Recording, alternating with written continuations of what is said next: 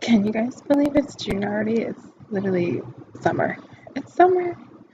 And speaking of summer, and speaking of June, so there is a Smutathon round 3 happening this month. And it's a week-long challenge. I know I wasn't going to participate in week-long challenges, but it's smut and romance, so I mean, I can't say no.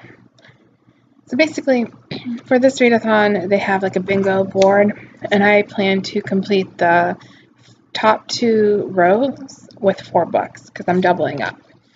And the reason I'm doing that is because I don't think I can read a whole lot in 1 week. I'm going to try for 4, which I think is not impossible, but might be challenging because, I have a full-time job and other commitments and so on. So I'm going to aim for these 4 books to complete the top 2 the top 2 rows. Oh, and this readathon goes from June 3rd to June 9th. So anyways, my plan is to double up for now. So the prompts I will be trying to complete are forbidden romance, LGBTQ+, fake dating, new to you author of color, enemies to lovers, out of your comfort zone, and vacation romance. 4 books on my TBR are as follows. Releasing Rage, that's number 1 in the Cyborg Sizzle series. This is a new to me author, and it's something out of my comfort zone since I don't read sci-fi, and I definitely don't read sci-fi romance. And I've never read something with a cyborg as the love interest. It also counts for forbidden romance because I'm pretty sure it's forbidden to bang the machine. Half man, half machine. And also, if you read the summary, he's basically trying to kill everyone on the ship in the space station. So, I'm pretty sure you're not supposed to fall in love with him. Pretty sure that's forbidden. Alright?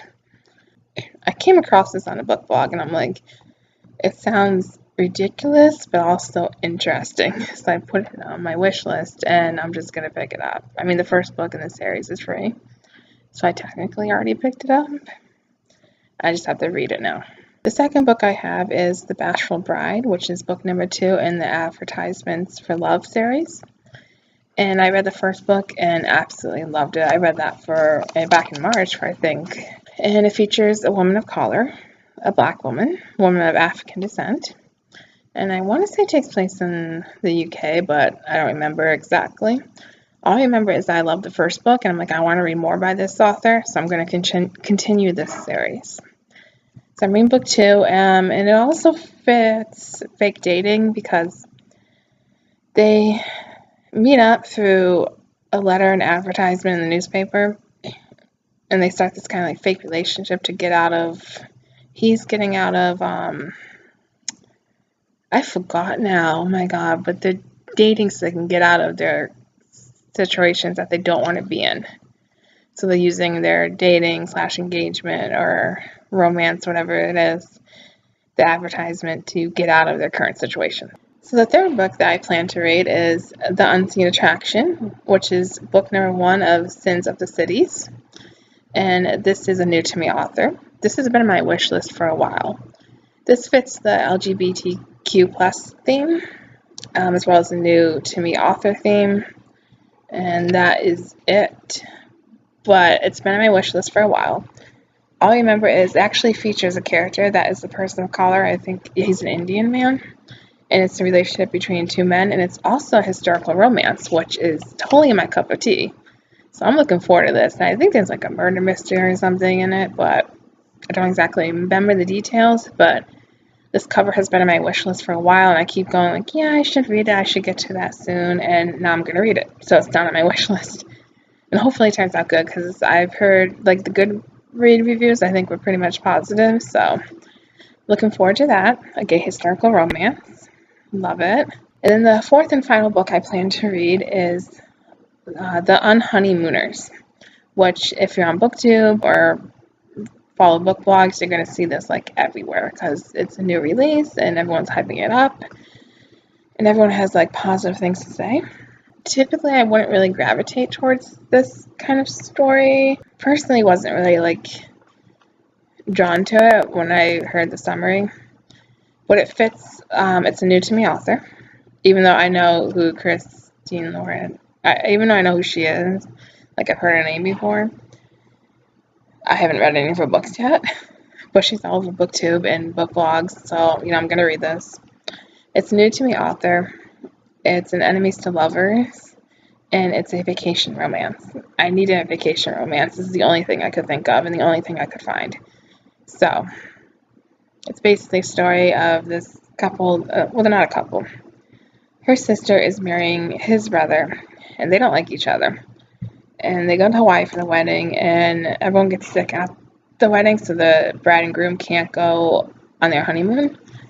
So these two decide to go on the honeymoon instead, the bride's sister and then the groom's brother. They decide to go on the honeymoon because it's already paid for and they can't get a refund. So they go on the honeymoon and they have to pretend to be a couple. And they hate each other, but then they fall in love. So it's also fake dating.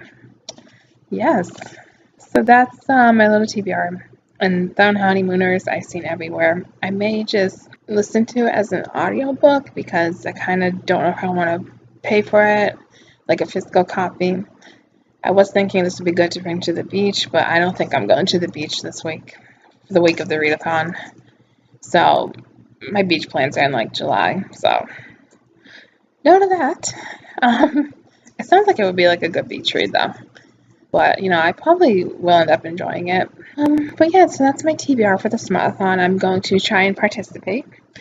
And if I can't finish them all in a week, I'm also doing the summer romance bingo book challenge thing. I forgot what it's called exactly. But I'll be participating in that, so I plan to count these books towards that. And that runs from June to August, so plenty of time. Plenty of time. But that's my little TBR. If you have any book recommendations, or if you're doing this as well, please leave a comment. Let me know. If you have a TBR, I'd love to check it out. And other than that, yeah, looking forward to it.